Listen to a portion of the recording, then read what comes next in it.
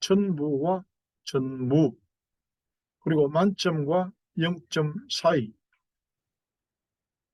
다른 제목으로는 완전함, 순종. 하나님은 완전하시기 때문에 하나님의 기준은 완전입니다. 99%는 인간의 방법으로 가능할 수 있는 수치일 수 있으나 100%는 인간의 방법으로 안 되는 걸 보고 완전이라고 그러고 절대라고 그러고 100%라고 하는 표현을 합니다.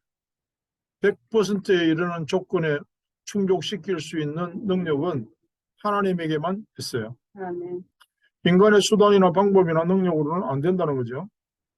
근데 왜 하나님은 절대 순종과 함께 완전한 그 수준에 이르라 하시는가? 그리고 무조건 따르라고 하시는가? 인간이 말씀에 대하여 이해할 수 없거나 비슷한 조건을 내세울 수밖에 없어서 오늘날 종교를 만들고 신념과 철학에 빠지는 이유가 바로 이 기준 때문에 그렇습니다. 해보자 이거지. 한번 해보자고. 오늘 본문의 말씀은요. 앞뒤 여러 번 읽어도 이해가 안 돼요. 하나님은 우리에게 완전한 것을 요구하시거든요. 절대적인 것을 요구하세요. 우리가 숫자를 놓고 이제 한번 해보면 한동안 유행하던 게 있었는데 나는 아무것도 아닌 빵빵인데 하나님을 만났더니 한 분 하나님 일자를 앞에 딱 붙이니까 100이 됐어요. 100점. 1부터 99까지라고 하는 숫자는 인간에게는 등급의 기준이잖아요. 1보다 99는 엄청난 차이가 나잖아요. 하늘과 땅같이. 차이가 99등급이 생겼잖아요. 1부터 99까지 하면. 그런데 하나님 앞에서는 차이가 없어요. 그게 하나님의 완전성입니다. 1이나 99나 하나님 앞에서는 차이가 없어. 인간은 그걸로 등급을 나누고 계급을 나누고 평가를 하죠. 세상의 모든 기준은 등급이잖아요. 좀 못하는 사람, 잘하는 사람, 아주 잘하는 사람, 그중에 뭐 챔피언 이런 식으로 분류를 하죠. 하나님의 기준은 그렇게 나누지 않습니다. 맞다, 아니다. 운명의 자식인가, 하나님의 자녀인가. 딱 그렇게 나눠요. 그런데 하나님이 완전하라고 그러죠. 오늘 발람이라고 하는 일종의 선지자인데요.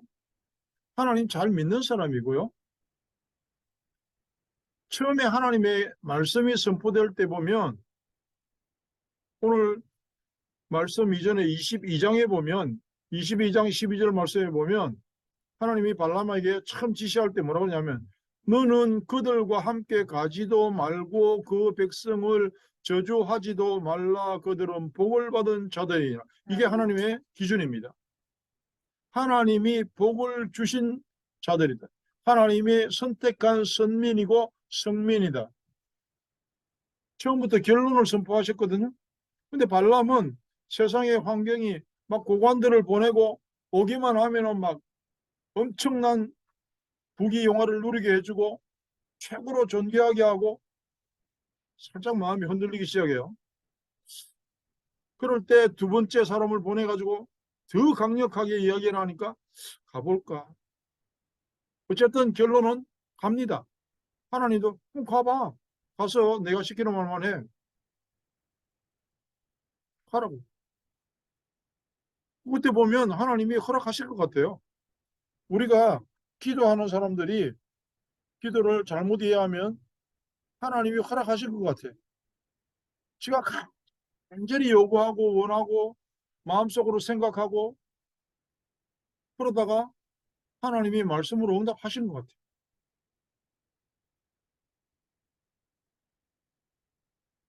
중요한 거는요. 마음에 흔들리고 하나님의 말씀을 따라간 것 같은데 아니야. 신명기 말씀에 보면 시편 말씀에서도 있고 신명기 말씀에 짧게 18장 13절 신명기 말씀에 보면 뭐라고 그러냐면 너는 내 하나님 여호와 앞에서 완전하라. 아니 인간이 어떻게 완전하냐고. 하나님 떠난 인간은 절대 완전할 수가 없는데 근데 하나님은 뭘 몰라서 이렇게 말씀하셨을까요? 하나님 앞에서 완전하라. 오늘 발람이 잘못한 건 이거예요. 이 말을 못 알아들었어요. 하나님 앞에 완전하라. 1절 내용에 보니까 오늘에요. 나를 위하여 제물을 준비하고 제단을 쌓아소서. 그 제단이 어디냐? 우상 섬기던 제단이에요. 흉내를 냈어요. 오늘날 왜 종교가 악하다 그러냐면 흉내를 내는데 하나님이 원하시는 게 아니라는 거예요. 하나님이 원하지 않는 예배, 하나님이 원하지 않는 기도, 하나님이 원치 않는 행동을 하니까 출발이 잘못됐다. 골프 치잖아요. 그죠? 우리가. 내 아는 목사님 아들도 요즘 가끔 한 두 번 골프를 같이 쳐봤는데 얘가 어리니까 힘이 엄청나게 좋아요. 운동도 많이 하고 이래가지고. 맞았다. 기본이 250을 가요. 근데 18홀 치는 것 중에서 한 번이나 아니면 안 맞아. 그럼 어떻게 되냐? 맞았다. 무조건 멀리 엉뚱한 데로 가요. 너무 심플한 이치입니다. 하나님의 말씀에서 처음부터 어긋났어요. 하나님께 드리는 제단도 없는데 제단을 만들어. 하나님이 원치도 않는 제물을 갖다 놓고 제사를 드려. 당연히 틀렸어요. 하나님의 기준에 대해서 우리가 정확하게 그리스도라고 하는 스탠다드를 모르면 하는 것마다 잘못하게 돼요. 맞는 것 같아. 비슷해. 비슷한 건 안 됩니다. 90%는 100하고 상관이 없어요. 한 번 잘못된 진행은 가면 갈수록 손해다. 방향이 안 맞으니까 목표에서 멀어져요. 세월이 지난 후에 결과를 보니까요. 모압이 멸망할 때 여호수아가 그 땅을 칠 때 발람의 죽음을 아주 간단하게 성경 두 군데에서 보면 나와 있어요.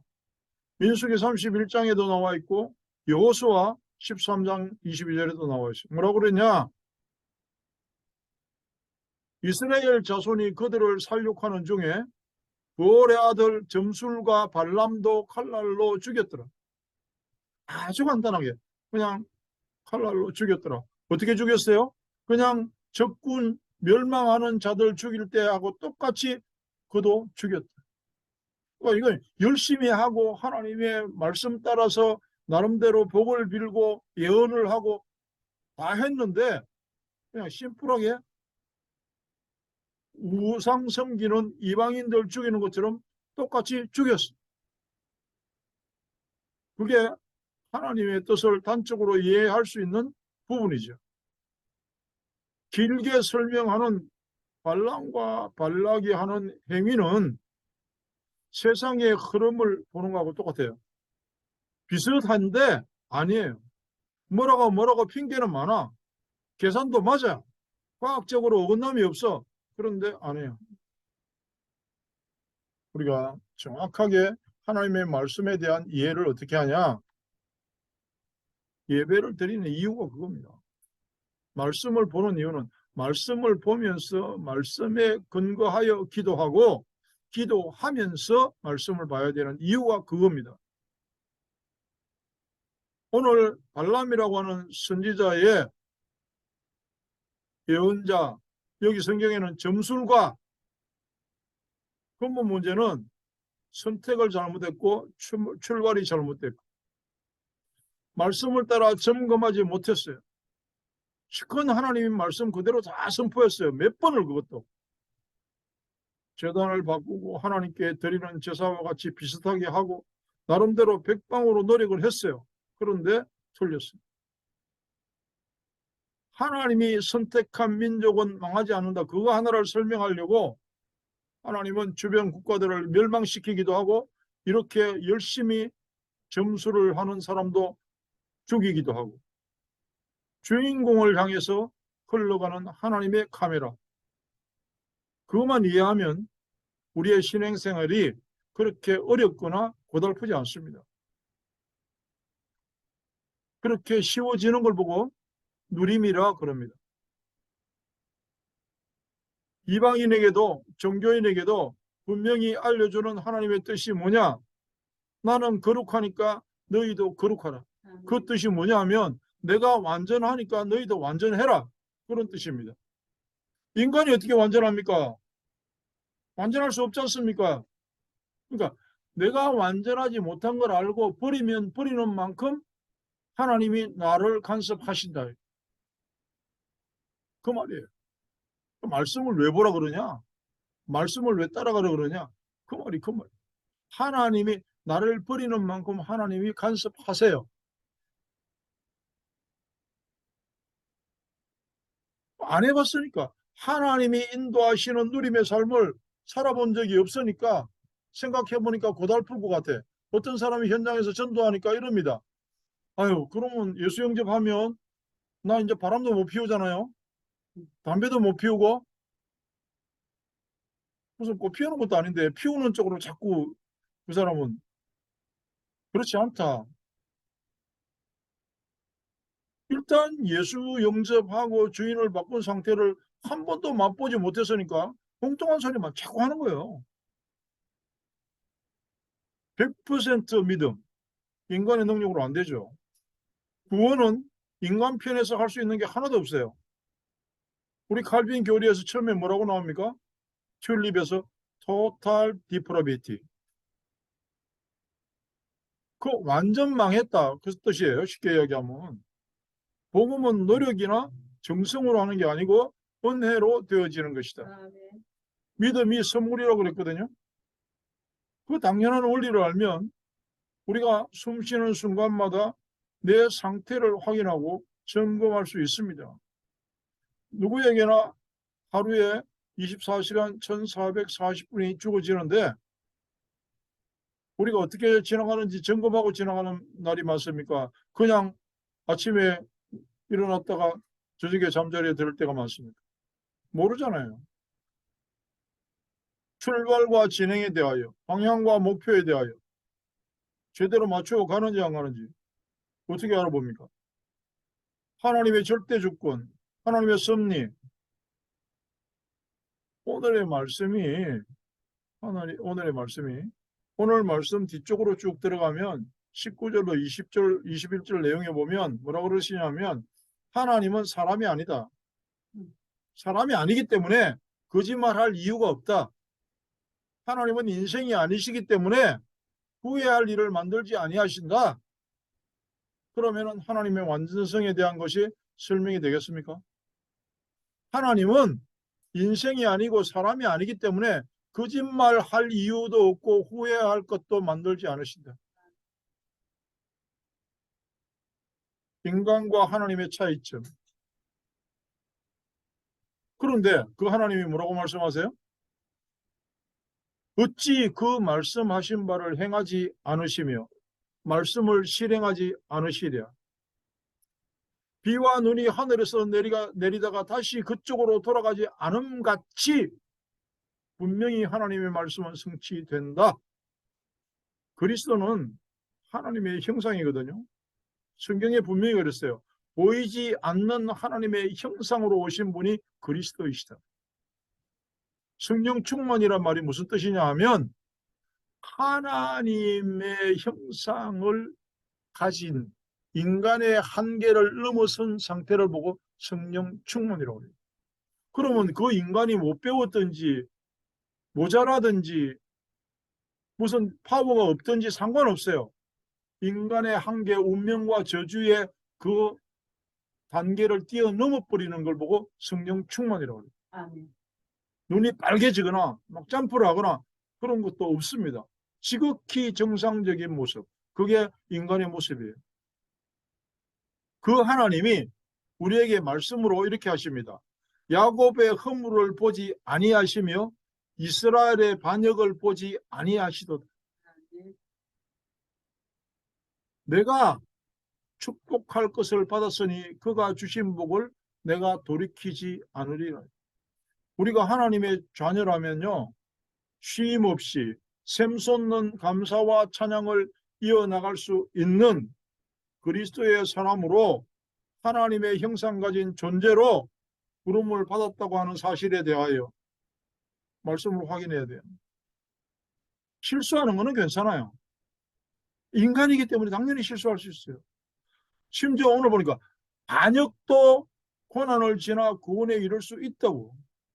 광야에서 다 죽어도 그 후대들은 가나안 땅에 이르게 된다고.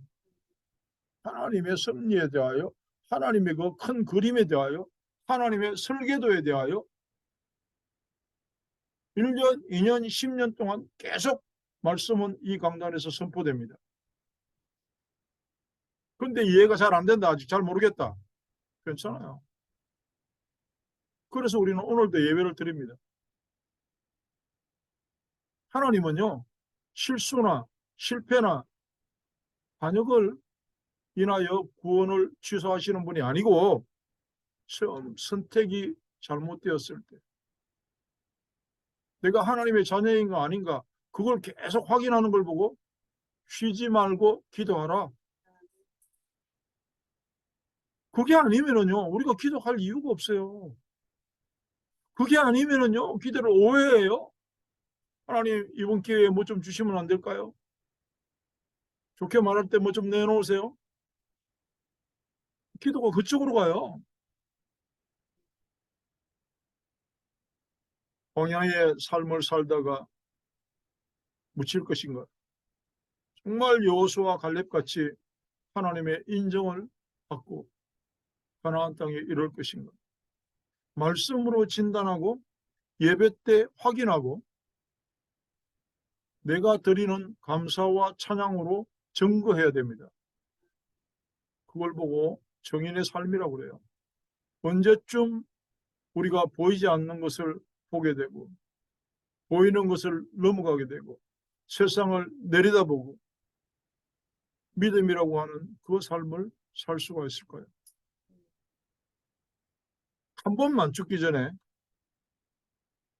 누구를 만나더라도 복음을 선포할 수 있기를 기도해야 되고 기도하지 못할 이유는 없습니다. 절대 거기에는 조건이 없어요. 내가 기도하지 못할 조건은 아무것도 없어요.